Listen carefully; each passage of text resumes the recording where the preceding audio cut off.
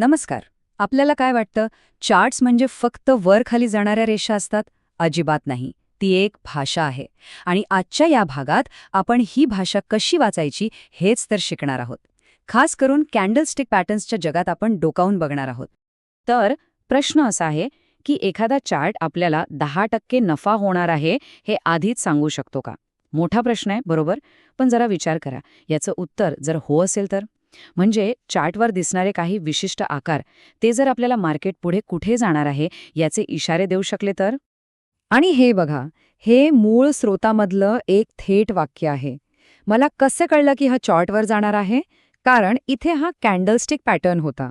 यातच तर कॅन्डलस्टिक पॅटर्न्सची ताकद आहे. हे काही नुसतेच आकार नाहीत, तर बाजारात काय भावना आहेत, काय घडण्याची शक्यता आहे, हे दाखवणारे ते आरसे आहेत. ठीक आहे, तर मग सुरुवात करूया. सगळ्यात आधी आपण बघणार आहोत रिव्हर्सल पॅटर्न्स. म्हणजे काय, तर मार्केटमध्ये जी उलथापालथ होते ती कशी ओळखायची. याला आपण खरेदीदार आणि विक्रेते यांच्यातली एक लढाई समजू शकतो. एक जण हरतोय आणि दुसरा जिंकून ताबा मिळवतोय. हेच आपल्याला या पॅटर्न्समध्ये दिसतं. आणि या लढाईतला सगळ्यात मोठा आणि स्पष्ट संकेत कोणता असेल, तर तो आहे एनगल्फिंग कॅन्डल. नावावरूनच कळतंय, एनगल्फ म्हणजे गिळंकृत करणे. म्हणजे एक कॅन्डल तिच्या आधीच्या कॅन्डलला पूर्णपणे गिळून टाकते. तर हा बुलिश एंगल्फिंग पॅटर्न ओळखायचा कसा? सोपं आहे. बघा, पहिलं म्हणजे मार्केट खाली येतंय, म्हणजे सगळीकडे लाल कॅन्डल्स दिसतायत. मग अचानक एक मोठी हिरवी कॅन्डल येते आणि ही कॅन्डल इतकी मोठी असते की ती तिच्या आधीच्या लाल कॅन्डलला पूर्णपणे झाकून टाकते. याचा अर्थ सरळ आहे, विक्रेत्यांची ताकद संपलीये आणि आता खरेदीदारांनी मार्केटचा ताबा घेतलाय. पण इथे एक गोष्ट लक्षात ठेवणं खूप महत्वाचं आहे. फक्त पॅटर्न दिसला म्हणजे झालं असं नाही. तो कुठे तयार होतोय हे जास्त महत्वाचं आहे. म्हणजे जर हा पॅटर्न एका मजबूत सपोर्ट लेवलवर दिसला ना, म्हणजे अशी जागा जिथे किंमत आधी पण अनेक वेळा येऊन परत फिरली आहे, तर मग त्याची ताकद आणि विश्वासार्हता कित्येक पटींनी वाढते. आणि हो, हे गणित दोन्ही बाजूंनी काम करतं. जसा बुलिश पॅटर्न मार्केट वर जाण्याचे संकेत देतो, तसाच बॅरिश एंगल्फिंग पॅटर्न आहे. हा अगदी उलट काम करतो.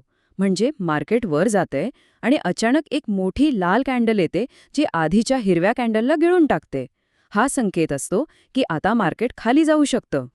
चला आता रिव्हर्सल म्हणजे उलटफेर सोडून ट्रेंड तसाच पुढे चालू राहणार असेल तर ते कसं ओळखायचं याबद्दल बोलूया. कधीकधी काय होतं, मार्केट एकाच दिशेने जोरात धावत असतं आणि काही पॅटर्न्स आपल्याला सांगतात की ही धाव अजून थांबणार नाहीये. याला म्हणतात मोमेंटम कॅन्डल आणि हिला ओळखण्यातच सगळ्यात सोपं आहे. फक्त एकच गोष्ट बघायची, तिचा आकार. ही कॅन्डल तिच्या आधीच्या कॅन्डल्सच्या तुलनेत साधारणपणे 2 ते 3 पट मोठी असते. हा मोठा आकारच सांगतो की मार्केटमध्ये किती जोर आहे. पण ही एवढी मोठी कॅन्डल इतकी महत्वाची का असते? जरा विचार करा, जेव्हा मार्केट एकाच जागी अडकलेलं असतं, म्हणजे चॉपी असतं, तेव्हा अशी एक मोठी मूव्हमेंट येते. आणि मग काय होतं? जे ट्रेडर चुकीच्या बाजूला अडकलेले असतात, त्यांचे स्टॉप लॉस हिट होतात आणि यामुळे एक साखळी प्रतिक्रिया सुरू होते. यालाच म्हणतात आगीत तेल होतणे आणि यामुळे किंमत आणखी जोरात त्याच दिशेने जाते. आणि याच मोमेंटम कॅन्डलचा एक स्पेशल आणि सगळ्यात स्ट्रॉंग प्रकार म्हणजे मारोबोजू. याची खासियत काय? तर याला वर किंवा खाली अजिबात विक्स नसतात, म्हणजे त्या लहान रेषा नसतात. याचा अर्थ सरळ आहे, ओपन झाल्यापासून क्लोज होईपर्यंत फक्त एकाच टीमचा कंट्रोल होता. एकतर फक्त खरेदीदार किंवा फक्त विक्रेते. नो कन्फ्युजन, फक्त एकाच दिशेने प्रवास. ठीक आहे, आत्तापर्यंत आपण हे पॅटर्न्स कसे ओळखायचे ते पाहिलं. पण आता सगळ्यात महत्त्वाच्या भागाकडे वळूया. हे पॅटर्न्स खूप उपयोगी आहेत यात शंका नाही, पण त्यांचा वापर खूप विचारपूर्वक आणि जबाबदारीने करायला हवा. तर प्रश्न हा आहे की हे पॅटर्न्स म्हणजे काय? ट्रेडिंग जिंकण्याचा एखादा जादुई फॉर्म्युला आहे का? यावर डोळे झाकून विश्वास ठेवता येईल का? आणि याचं उत्तर अगदी स्पष्ट आणि मोठं आहे, नाही. मूळ स्रोतामध्ये दिलेला हा सर्वात महत्त्वाचा सल्ला आहे की फक्त कॅन्डलस्टिक पॅटर्न्सच्या आधारावर ट्रेडिंग करू नका. त्यांच्याकडे फक्त एक इशारा किंवा संकेत म्हणून बघा. ते तुम्हाला दिशा दाखवू शकतात, पण ते एकटेच तुमच्या निर्णयाचा आधार असू शकत नाहीत. म्हणूनच ही पॅटर्न्स तुमच्या टूलकिटमधली फक्त एक वस्तू आहे. सर्वोत्तम रिझल्ट्ससाठी त्यांना इतर साधनांसोबत वापरायला हवं. म्हणजे सपोर्ट आणि रेझिस्टन्स लेव्हल्स बघा, इतर महत्त्वाचे इंडिकेटर्स वापरा आणि सगळ्यात महत्त्वाचं म्हणजे तुमची स्वतःची एक मार्केट स्ट्रॅटेजी असलीच पाहिजे. हे सगळे एकत्र आल्यावरच एक स्पष्ट चित्र उभं राहतं. आता जाता जाता एक बोनस टिप. विचार करा, हे सगळे पॅटर्न्स शोधण्यासाठी जर तासांतास चार्टकडे बघत बसावं लागलं नाही तर किती छान होईल ना. तर ट्रेडिंग व्यू सारख्या प्लॅटफॉर्मवर हे काम अगदी ऑटोमॅटिक होऊ शकतं. फक्त चार्ट उघडा, वर इंडिकेटर्स टॅबवर क्लिक करा आणि तिथे तुम्हाला हवा असलेल्या पॅटर्नचं नाव टाईप करा, जसं की बुलिश एनगल्फिंग. बस चार्टवर जिथे कुठे तो पॅटर्न बनला असेल तिथे तो आपोआप लेबल करून दाखवेल. कितीतरी वेळ वाचतो यामुळे.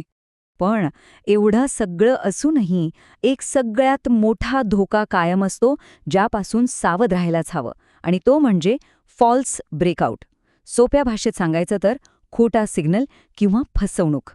म्हणजे जेव्हा एखादा पॅटर्न दिसतो तेव्हा ती खरोखरच एका मोठ्या हालचालीची नांदी आहे की तो फक्त एक सापळा आहे, हे कसं ओळखायचं? हाच तर खरा खेळ आहे.